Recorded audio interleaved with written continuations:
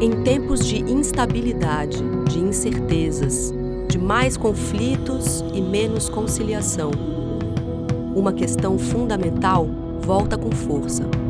Quais os sentidos da vida? E para encontrar respostas ou impulsionar outras perguntas, é preciso superar as fronteiras do pensamento.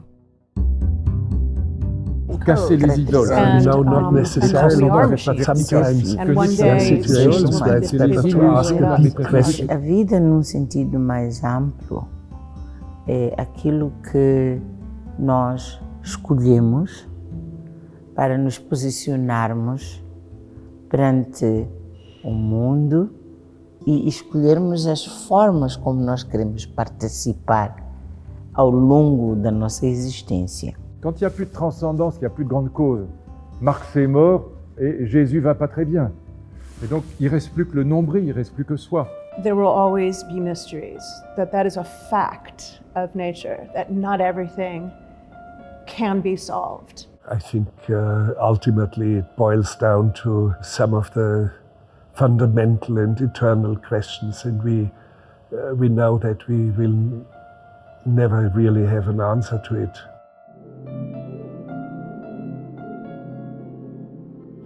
But asking the question is good enough, and I think it comes even from pre-Socratic thinkers. The question of all questions, and that is, why is there being in existence and not rather nothingness? So, of course, they knew they would not get an answer, and nobody is going to give us an answer. No scientist, no Pope in Rome, nobody. But we should ask these questions.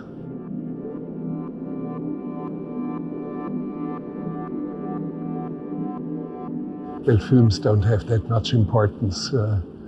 We shouldn't overdo it.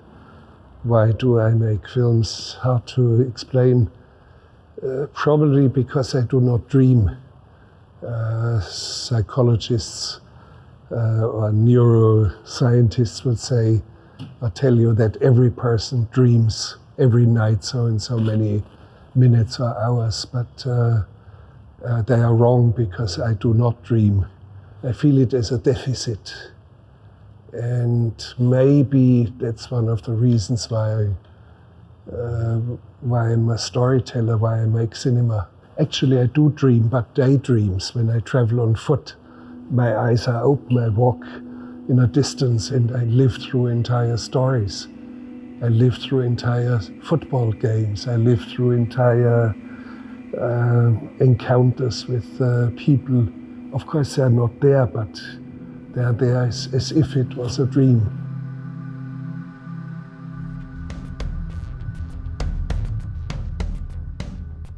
We think art is free and unconstrained and therefore creative, and we think science is rigidly constrained and therefore uncreative. But actually both, when they're good, are extremely constrained, and that the artist and the scientist both find creative solutions or creative expression within the scaffolding of these tight constraints. So I think creativity isn't this naive notion of total free form, no structure, no ideas. It's actually the opposite in a way. It's the freedom that comes from clarity of idea and expression within limitations. When you're in a working situation like me, I can instantly see that somebody will be good on screen. That there's not just acting and like trying to twist your face and modulate your voice, that there's something much deeper in somebody, and I can see it instantly. Or I can relate to people even in very condensed situations, in situations that you normally do not find in everyday life. You have to immediately go for the essence of it. But how do you do it? And many people think, I do interviews. No, I do not do interviews. I don't have a catalog of questions. I try to see what is this person all about. Of course, I have some prior knowledge. Now you're in a situation where from one moment to the next, you have to communicate and you have to look deep inside of a person, and this is the only chance in a very, very narrow window of opportunity. And if you do not have it in you to understand the heart of men, you are not the right person to do that. You should make a different profession or different movies. Make a crazy cat video, for example, or something else. If you do not have it in you to understand the heart of men, you are not the right person to do that. Il y a dans la société des modèles sociaux qui sont déjà tout faits, qui sont comme des catégories qui peuvent nous emprisonner. On perd sa liberté quand on rentre dedans. Et vous pouvez jouer au papa poule, vous pouvez jouer à la mère juive, vous pouvez jouer au savant distrait, vous pouvez jouer au vieux révolutionnaire qui a perdu ses illusions, vous pouvez jouer quand vous êtes petit au premier de la classe, qu'on appelle en anglais la goody-goody, vous pouvez jouer à la femme enfant. Vous avez toutes sortes de modèles qui sont déjà présents dans la société. 1000 modèles existent. On peut se couler dans ces modèles, on peut rentrer dedans, et après, on devient un exemplaire du modèle. On a perdu sa liberté. C'est ce que Sartre appelle la mauvaise foi ou la réification. C'est une idée très très profonde. Et je pense que la sagesse, c'est ces deux grands éléments-là. C'est chercher tout au long de sa vie à rester libre. C'est pas évident. C'est très difficile. Parce que c'est comme les chaussures confortables. Quand on rentre le soir chez soi, on est fatigué. On se prend un petit verre de whisky ou d'autre chose, ou de cachaça, et ça, on regarde une série stupide américaine à la télévision, parce que c'est plus facile. Bon. Se couler dans un rôle déjà tout fait, c'est plus facile. Mais dans ce cas-là, on devient un exemplaire d'un logiciel, en fait. Un logiciel qui vous détermine, on perd sa liberté. Je centre la question de la sagesse autour de la liberté et de l'amour, les deux. Mais c'est une quête difficile. The aftermath of the Second World War and the aftermath of the Nazi barbarism had a formative effect on me, because there was carpet bombing of Munich, and my mother fled to the most remote safe place that she could ever know and find, and it was in a very remote valley in the mountains. And so a side effect of the war was that I grew up without any technology. We had no running water. We had no electricity sometimes, but we had no radio, and we had no telephone or anything. I made my first phone call when I was 17. Nobody can today. Young people do not understand that. But that's how I grew up, and I did not see movies. In fact, I didn't even know that movies existed until I was 11 or 12.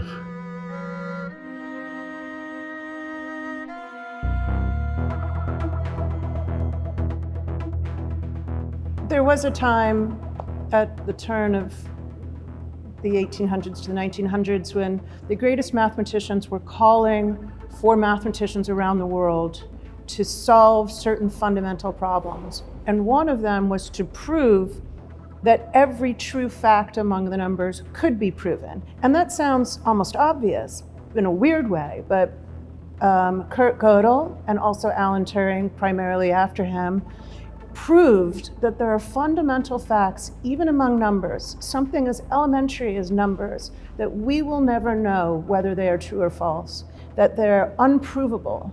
They cannot be proven in the context of arithmetic. And what that amounts to is saying that there is no mathematical theory of everything. There are things we will never know.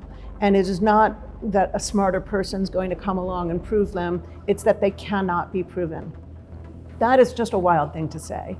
It was a blow to mathematics at first. It seemed like a terrible blow, but it didn't mean there was something wrong with mathematics. It didn't mean there were any paradoxes.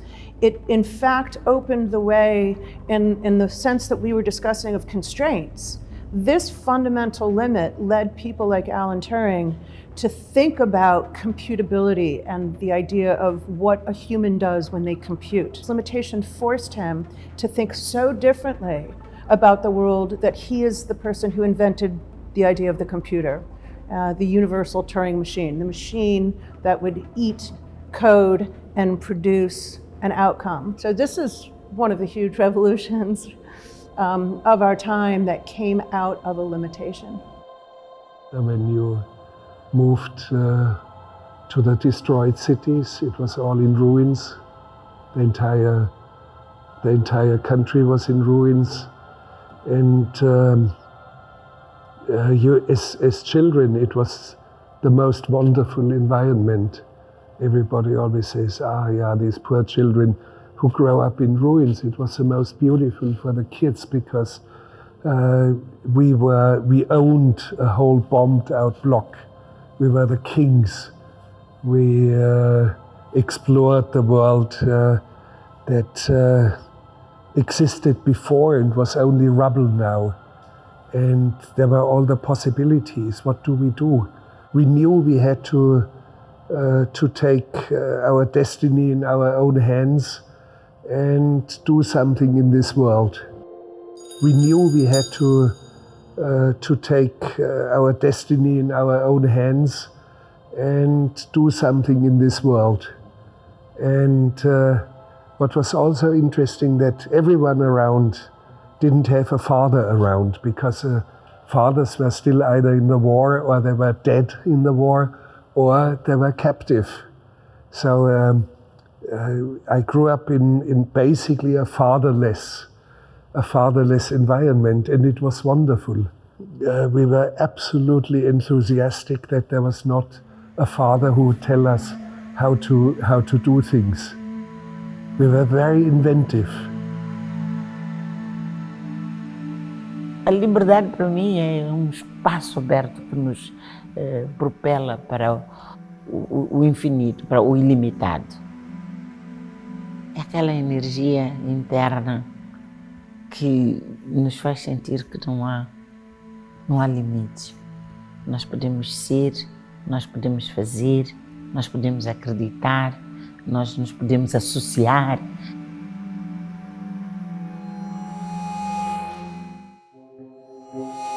I would say only good stories are powerful. In a way, when you look at politics, for example, what is more important today is not the amount of facts. What is more important is who owns the narrative.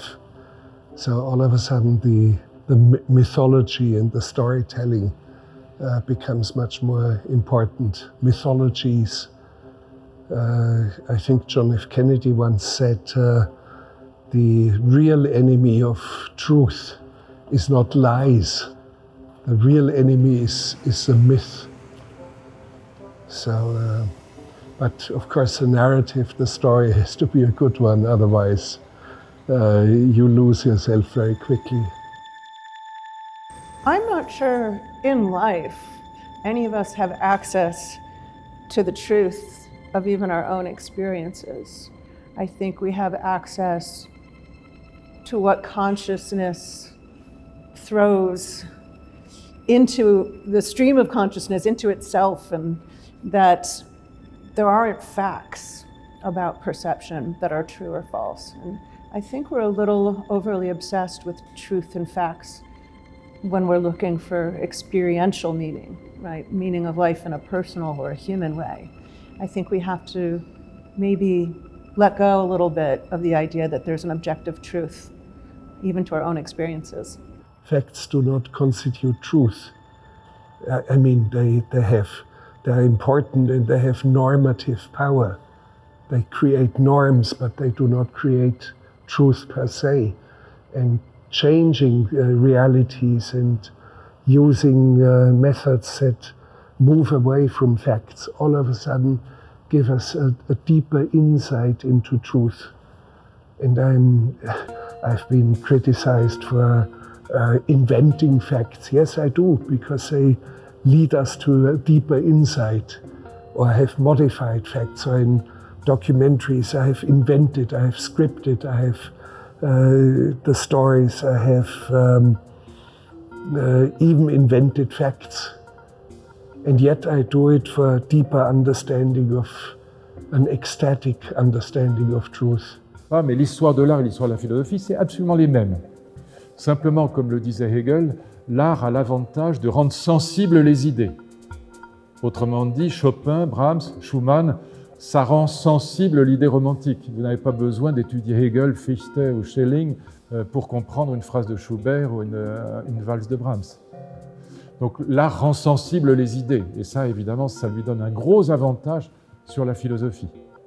Hegel, c'est très difficile à lire.